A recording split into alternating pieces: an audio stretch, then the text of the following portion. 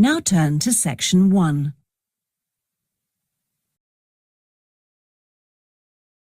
Section 1. You will hear a telephone conversation between a passenger and an official at the Land Transport Information Service at Toronto Airport. First, you have some time to look at questions 1 to 5.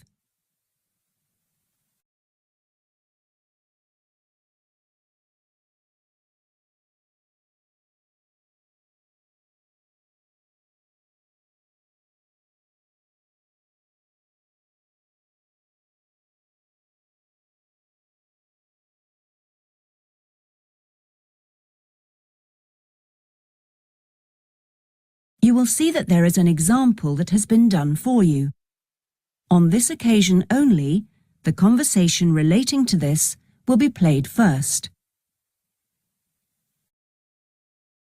Hello, this is Land Transport Information at Toronto Airport. How may I help you?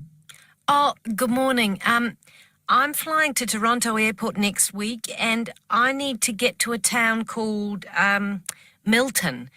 Could you tell me how I can get there? Milton, did you say? Let me see. I think that's about 150 miles southwest of here. In fact, it's 147 miles to be exact. So it'll take you at least, say, 3 to 4 hours by road. The distance from the airport to Milton is 147 miles, so 147 has been written in the space. Now we shall begin. You should answer the questions as you listen, because you will not hear the recording a second time. Listen carefully and answer questions 1 to 5. Hello, this is Land Transport Information at Toronto Airport. How may I help you? Oh, good morning. I'm flying to Toronto Airport next week and I need to get to a town called, Milton. Could you tell me how I can get there?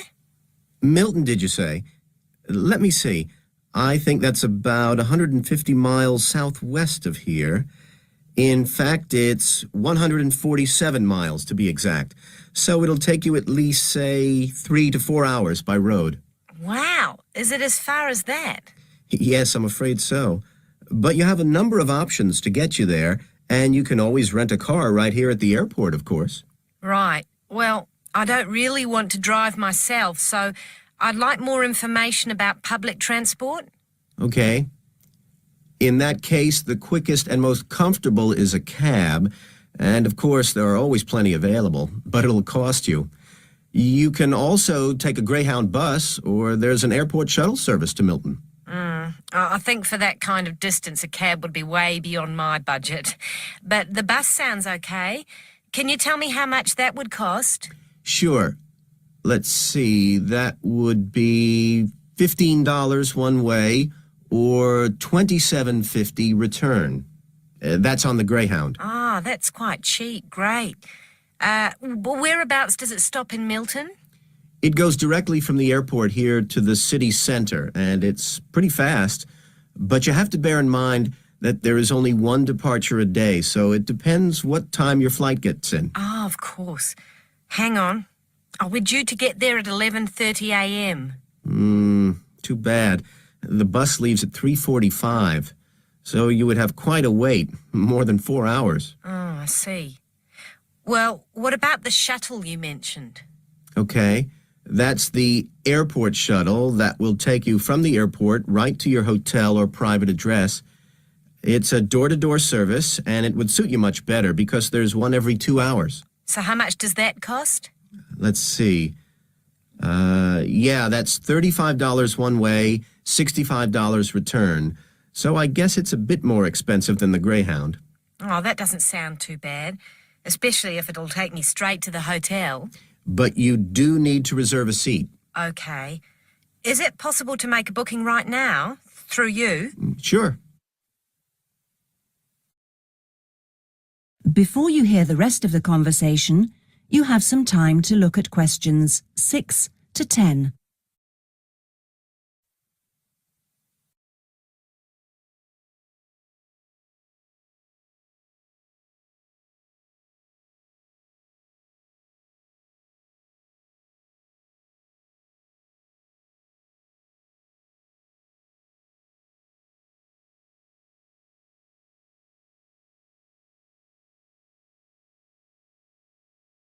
Now listen and answer questions 6 to 10. Okay, I just have to fill this form out for you. So, what date do you want to book this for? The 16th of October. Oh, no. Sorry, that's my departure date. I arrive on the 17th, so book it for them, please. So that's the Toronto Airport shuttle to Milton. And this is for just one person, or? Yeah, just me, please. Right. And you said your expected time of arrival was 11:30? So if I book your shuttle for after 12, let's say 12:30, that should give you plenty of time to, collect your baggage, maybe grab a coffee. Yeah, that sounds fine. As long as we land on time. Well, we'll take your flight details, so you don't need to worry too much about that. Now, what about the fare? What sort of ticket do you want? One way or? Yeah, that'll be fine, provided I can book the return trip once I'm there. No problem. Just allow a couple of days in advance to make sure you get a seat. And what is your name, please? Janet Thompson. Is that Thompson spelled with a P? No, it's Thomson. Okay. And you'll be coming from the UK? What flight will you be traveling on? It's Air Canada flight number AC936 from London Heathrow. Right. Now, do you know where you'll be staying? We need to give the driver an address. Yes, it's called the Vacation Motel, and I think it's near the town centre. Anyway, the address is 24 Kitchener Street. That's Kitchener Street. That's fine. Right, so that's $35 to pay, please. Have you got your credit card number there? Yes, it's a Visa card, and the number is 3303 8450 2045 6837. Okay. Well, that seems to be everything. Have a good trip, and we'll see you in Toronto next week. Yes, bye. Oh, thanks for your help. That is the end of section 1. You now have half a minute to check your answers.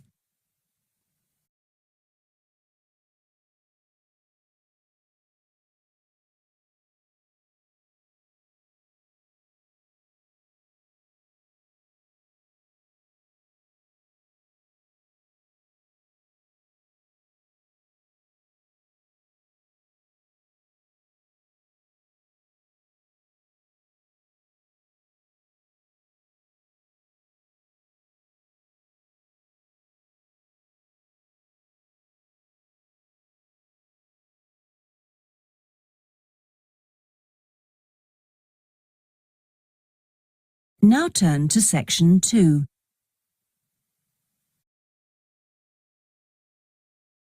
Section 2. You will hear a representative from a holiday company called PS Camping giving a talk about the holidays the company organises.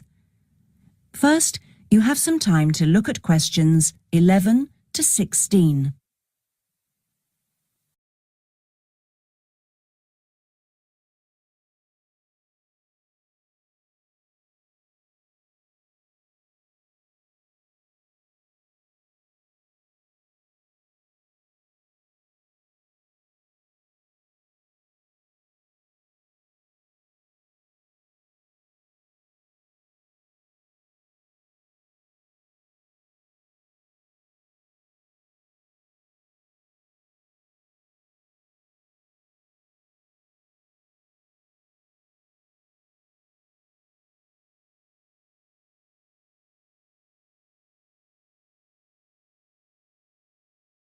Now listen and answer questions 11 to 16.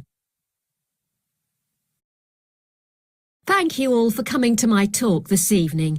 It's nice to see so many people in the audience. For those of you who don't know very much about PS Camping, let me start by giving you some background information about the company. The company started 25 years ago. It actually opened as a retail chain selling camping equipment, and then 20 years ago, It bought a small number of campsites in the UK and began offering camping holidays.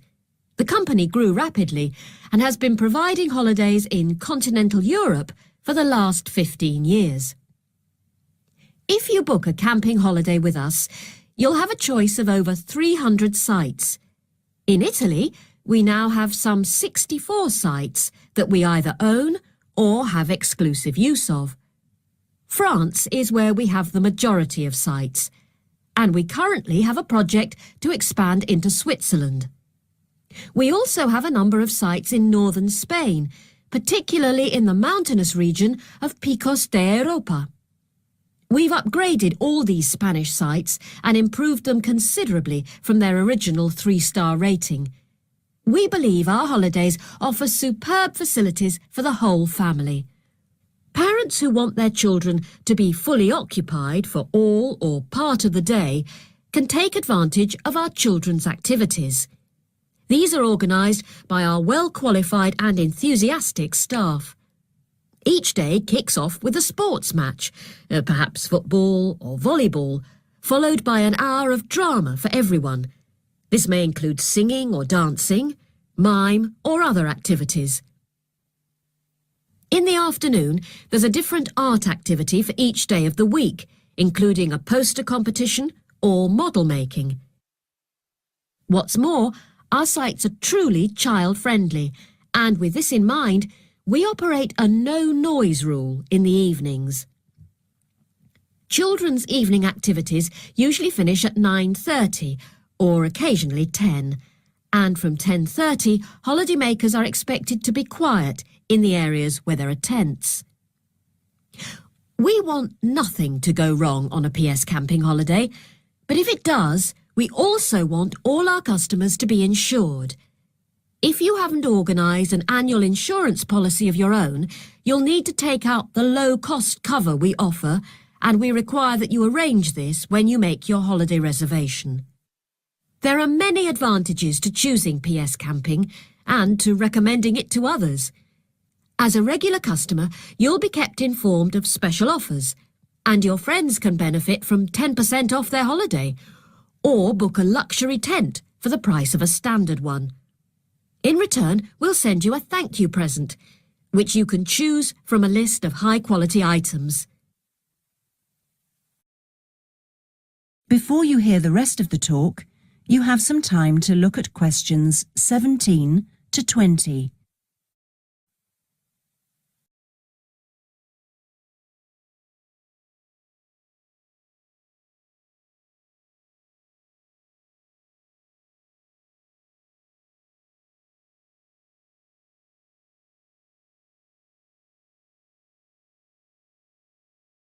Now listen and answer questions 17 to 20. When it comes to our tents, these are equipped to the highest standard.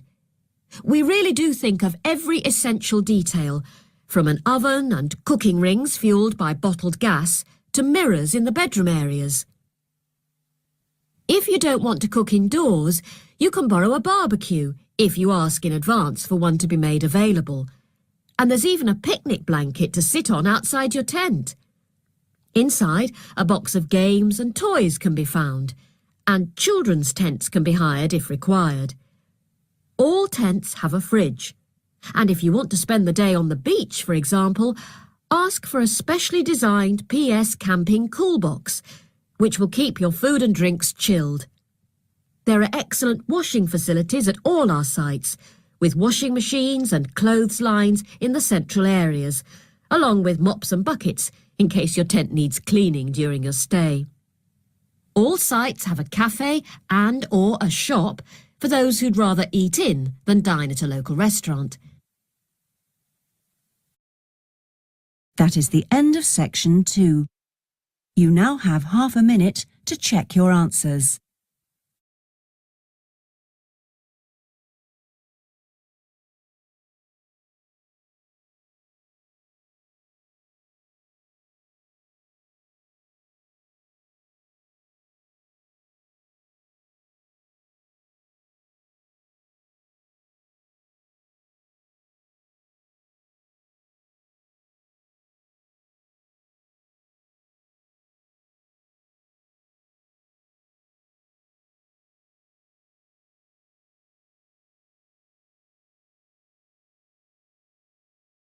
Now turn to Section 3.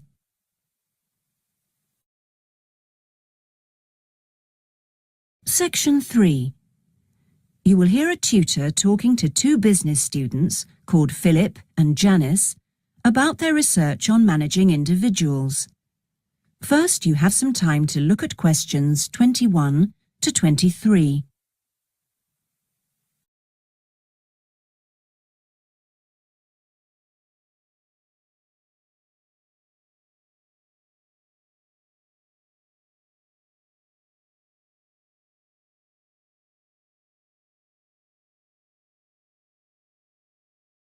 Now listen carefully and answer questions 21 to 23.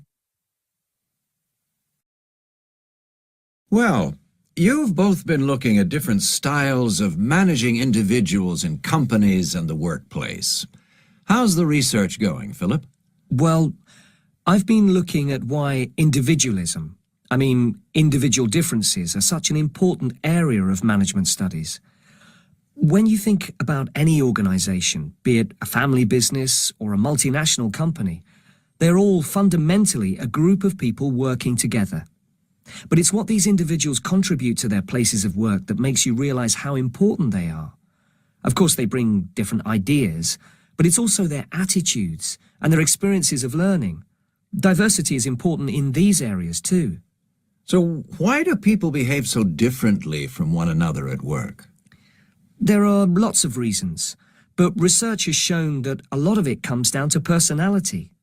And the other factor is gender. It's a well-known fact that men and women do lots of things in different ways, and the workplace is no different. Did you look at the effects of this variation on companies? Yes, I did.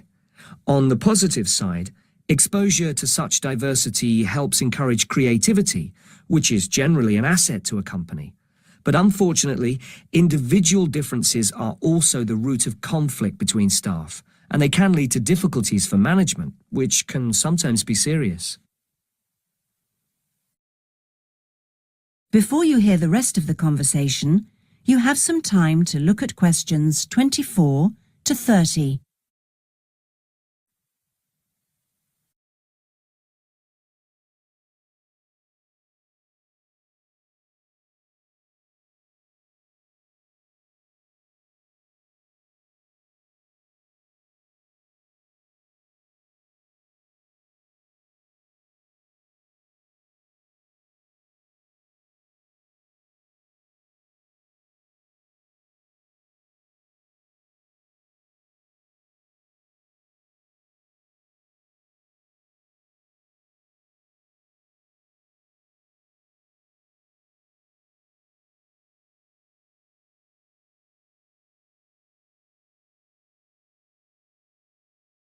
Now listen and answer questions 24 to 30. Thanks, Philip. So now I guess the two main things to remember here are to identify individual talent and then to utilize it. So, Janice, you were looking at identifying different talents in workers. Do you think this is easy for managers to do? Well, currently, teamwork is in fashion in the workplace, and in my opinion, the importance of the individual is generally neglected. What managers should be targeting is those employees who can take the lead in a situation and are not afraid to accept the idea of responsibility. That's true, Janice, but unfortunately, many managers think the entire notion of encouraging individuality amongst their staff is far too hard. Yes, that may be true, but I think one of the most important tasks of managers is to consider the needs of the individual on one hand and group cooperation and conformity on the other. It requires creative thinking on the part of management to avoid tension. So, Janice, what kind of people do you think companies should be looking for? Well, it has to start from the very beginning, when companies are looking for new employees. When the personnel department is choosing between applicants, they need to look for someone who's broken the mould and can think for themselves. Instead, people making these decisions often use a range of psychological tests to see if a person is a problem solver or will do as they're told. I'm not convinced these qualities are actually the most important. So do you think being a good team player is overrated? No, it's not overrated. You do need to learn the rules and learn them fast. No individual can get around this if you're working in an organisation. So how should managers deal with this? Rewards. When an individual demonstrates the behaviour the organisation expects, some kind of incentive can be given. What's important here is that this happens right at the beginning, so new recruits learn the rules of the system immediately. Also, the incentive should be something the individual actually wants, and this isn't always just money. To come back to you, Philip, you were saying that recognition of good performers is essential. Now, what else should managers be looking for? Well, managing people means you not only have an understanding of your employees, but you also recognise the culture of the organisation. In fact, for some organisations, creativity and individuality may be the last thing they want to see during working hours. Very true. Yes, but managing people isn't as easy as it looks. For example, change in the workplace can be quite tricky, especially if there's a need to increase profit. And at times like these, managers may have to give priority to profit rather than individual staff needs. Yes, and that creates difficult situations for people. Yes, but what's important is that managers are able to deal with quite high levels of personal stress. During times of change, they should be thinking not only about the strain on their staff, but take time out to think of themselves. Absolutely. So, what are the implications of that? That is the end of section 3. You now have half a minute to check your answers.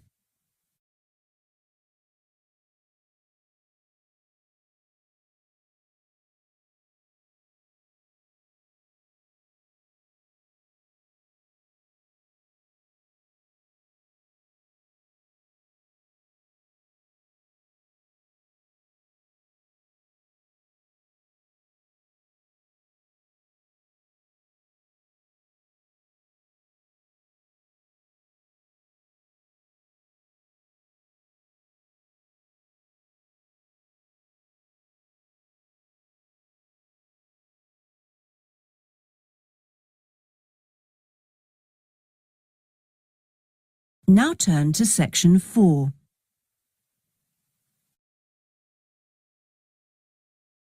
Section 4. You will hear part of a lecture about cave paintings and other types of rock art. First, you have some time to look at questions 31 to 40.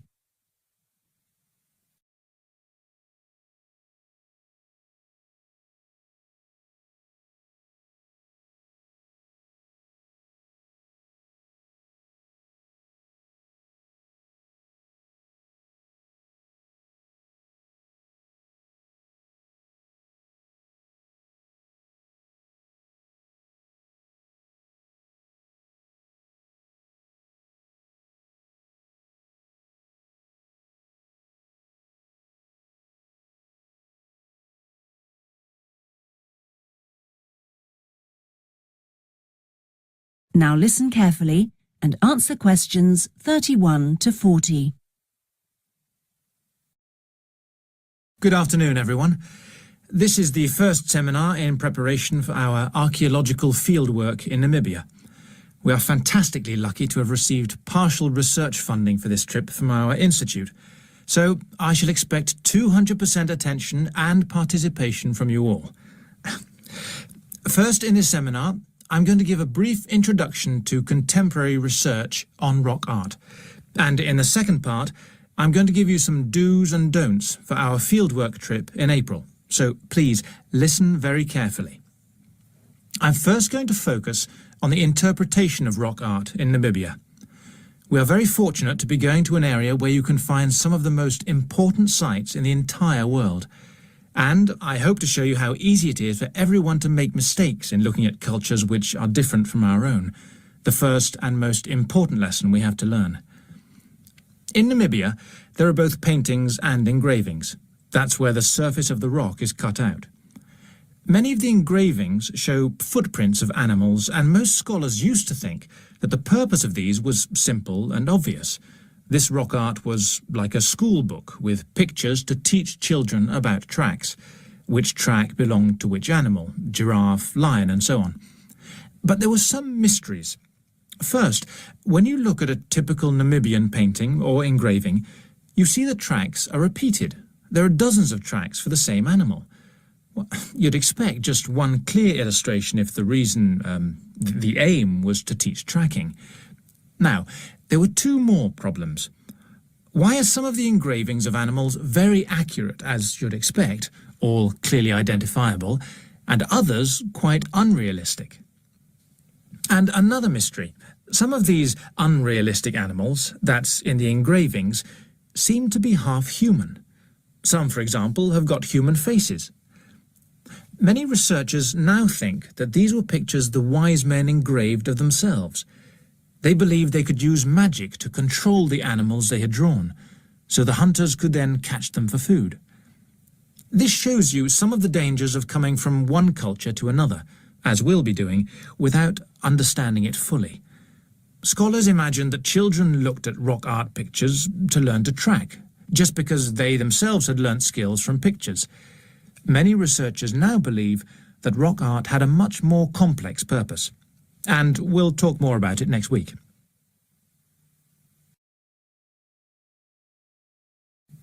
Now, before I invite you to join in a discussion in this second part of the seminar, I'd like to make some very important points about our fieldwork, and in fact any field trip to look at rock art. We're going to a number of sites, and we won't always be together. The single largest problem faced by people who manage the sites is, yes, I'm sure you've guessed, damage caused by visitors, even though it's usually unintentional. Whenever you do go to a site, don't forget you can learn many things from observing at a distance, instead of walking all over it. This can really help to reduce visitor pressure. People often say, well, there's only 2 of us, and just this one time. But maybe thousands of people are saying the same thing. And then, some basic rules to guide you. We'll have our own camp near a village, but remember never to camp on a site if you go on your own. It may be disrespectful to the people of that culture, and certainly don't make fires, however romantic it may seem. It's really dangerous in dry areas, and you can easily burn priceless undiscovered material by doing so. So, how are we going to enjoy the rock art on our field trip? By looking at it, drawing it, and photographing it. Never by touching it or even tracing it. Rock art is fragile and precious. Remember that climbing on rocks and in caves can destroy in a moment what has lasted for centuries. So, no heroics in Namibia, please. Try to be extra careful and help others to be too. Oh, and lastly, please don't even move rocks or branches to take photographs. You should leave the site intact. I'm sure I can rely on you to do that. Well, that's about all I want to say before today's first discussion. But if you have any questions, please ask them now. Oh, and don't forget you'll find some fascinating information about worldwide sites on the internet. Right, first question then. That is the end of section 4. You now have half a minute to check your answers.